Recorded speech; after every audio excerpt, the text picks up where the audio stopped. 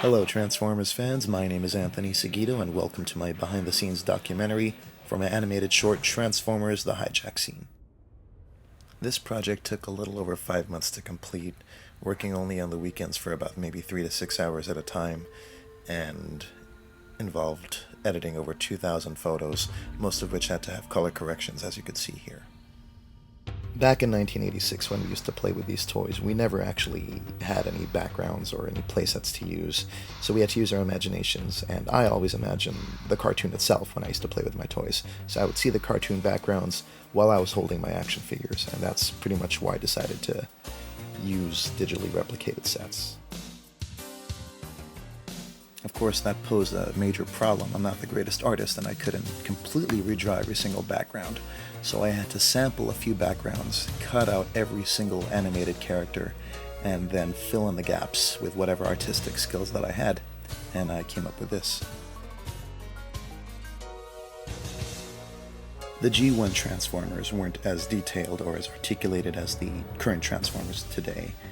You couldn't move their heads around, their arms maybe just moved up and down, or their legs didn't move at all.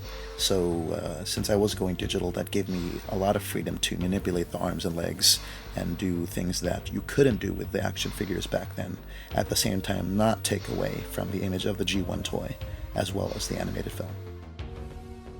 There's a lot of human emotion in these characters. You can see it in their face, their looks of disgust, their looks of happiness, whatever it might be, and I wanted to capture that in this cartoon.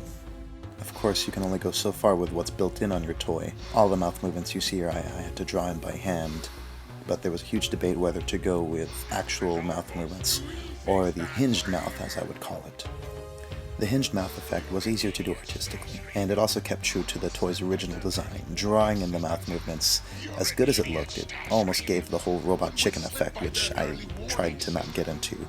So almost all the scenes have a hinged mouth, with the exception of Megatron's transformation scene, where I felt very confident with the way it looked, so I decided to keep it there.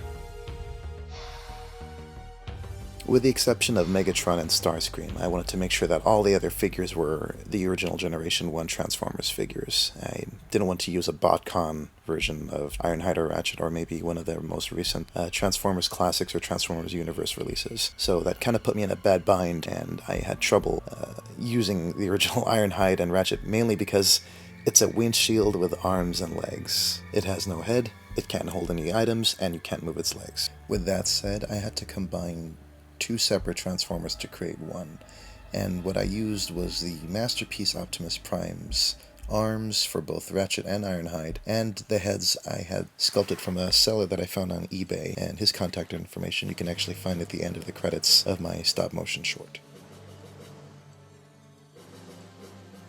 Before I decided to commit many hours of excruciating work and pain into doing stop-motion, I had to try it out first, do some test footage, and I have to admit, this is what I came up with, and I put it on YouTube for just a little while and immediately got like 1 or 2 stars. It was very discouraging.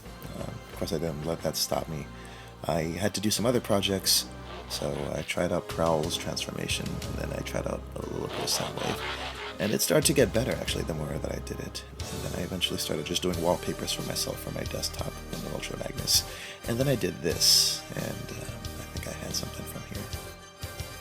Well, that's it, everybody, so thank you very much for watching. Stay tuned, I'll be releasing more work in the weeks to come.